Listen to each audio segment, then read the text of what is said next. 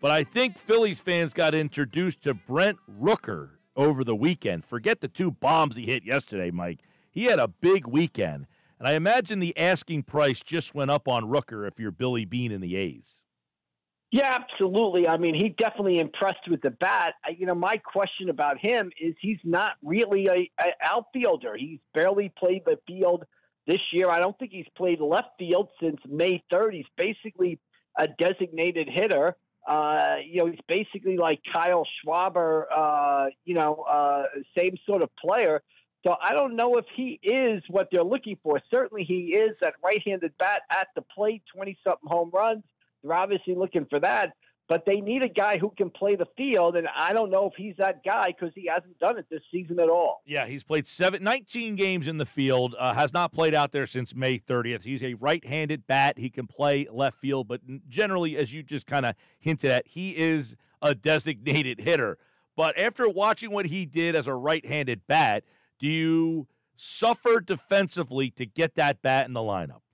Well, that would be the theory, right? Left field at Citizens Bank Park is not a very difficult field to play. You do not have to cover a lot of ground. Kyle Schwarber did it all of last season.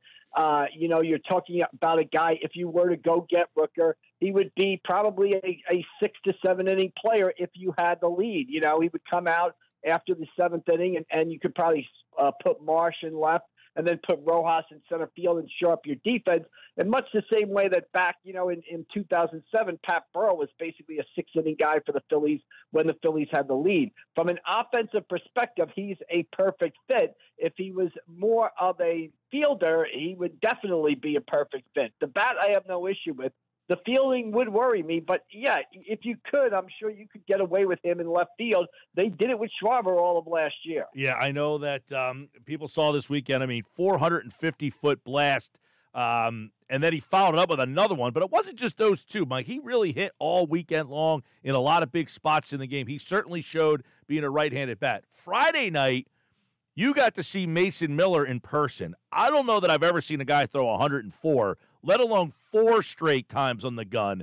What was it like seeing him in person with 104? And then was there any buzz or murmurs of, all right, you got to go get this guy? Yeah, he's another guy. Obviously, Weston Wilson gets the base hit off him, basically shatters his bat.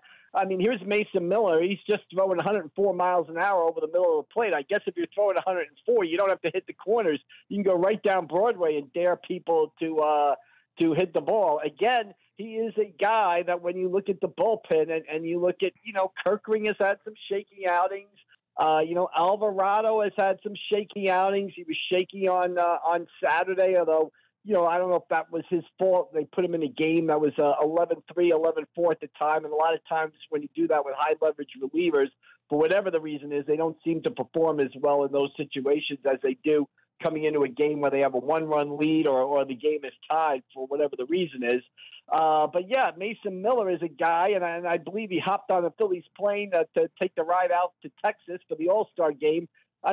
Those two guys, Miller and Rooker, are definitely two guys that would look good in Phillies uniforms. What impressed me a lot about Rooker, too, was if you look at the A's lineup, they had no other lineup. I know it didn't seem like that yesterday where even the Bat Boy was hitting home runs onto Ashburn Alley. But you're talking about a lineup that features a bunch of guys hitting 200 or below. So you figure the opposing pitcher would say, I'm not going to let Rooker beat me, but that's what he did yesterday, at Citizens Bank. Yeah, they pounded out 15 hits, 8 home runs in the game yesterday from guys no one's ever heard of before. It was just unbelievable watching every ball hit. The crowd was just like, oh, my God, another one here. You watch Rooker, you saw, obviously, Miller. If you're Dave Dombrowski, are you making those calls to see if you can get them together? Yeah, I would be interested in bringing those two guys in. Again, the caveat with Rooker in the field, I think Miller is a no-brainer for any team's bullpen, right? Who wouldn't want a guy who throws 104 miles an hour with closing experience, and you bring a guy like Miller in, and now you're backing everybody down one spot. Now you have Kirkring, Strahm, Hoffman, Alvarado, and Miller. You're talking about maybe getting 5-6 innings out of your starting pitcher and being able to protect the lead. So, yeah, those are two guys that kind of fit what the Phillies need. Right-handed bat that can play the outfield and bullpen help.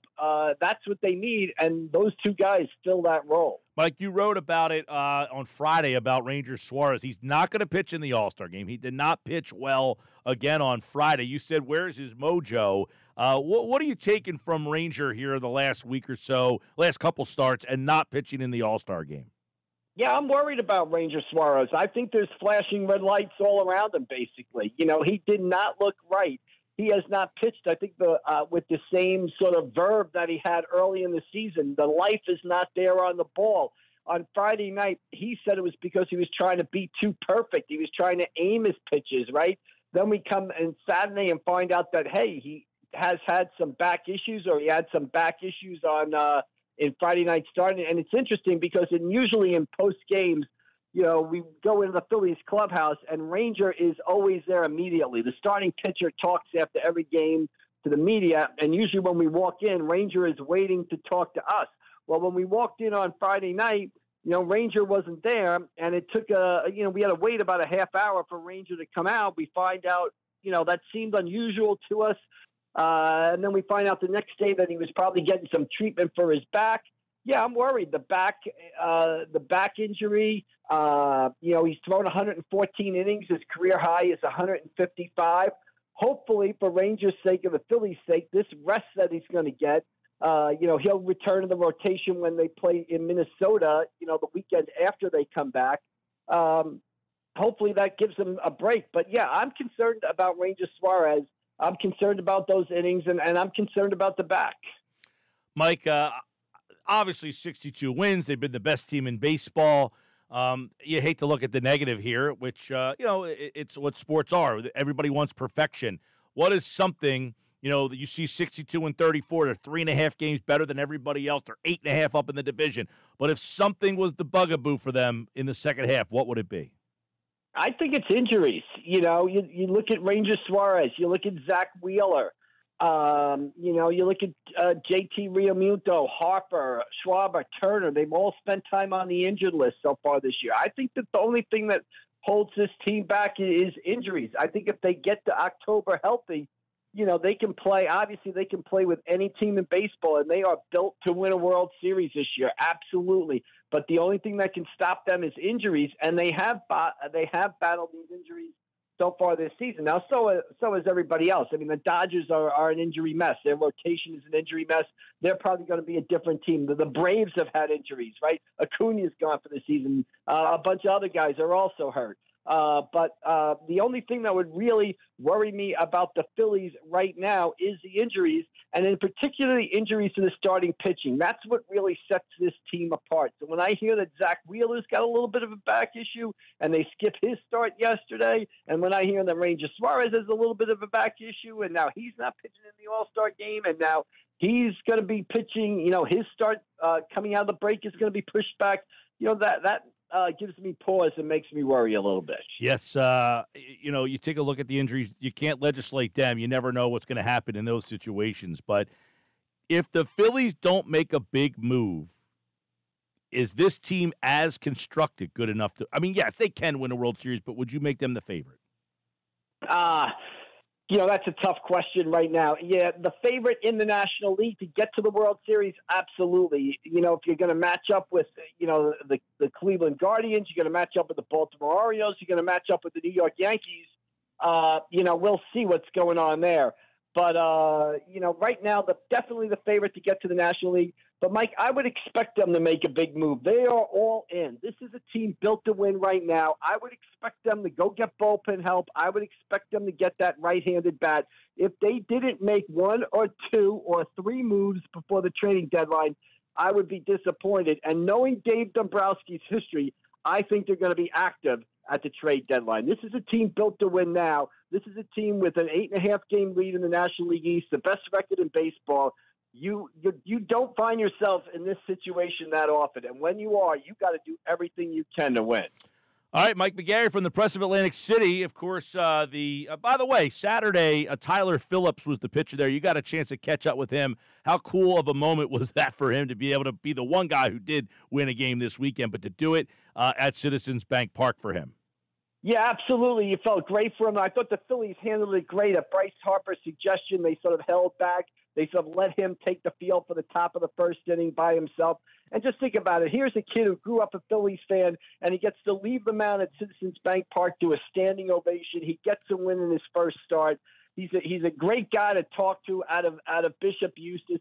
And Mike, you're around a lot of athletes too. A lot of athletes aren't fans, right? They're not fans like we're fans, right? A lot of very good high school baseball players, college baseball players, they kind of focus on themselves, understandably, and they're not really great fans. But here's a guy who grew up a Phillies fan, pitched at Bishop Eustace, right on the other side of the Delaware River from Philadelphia, and it was absolutely very exciting and happy for him the way he performed on Saturday. Just a great story there.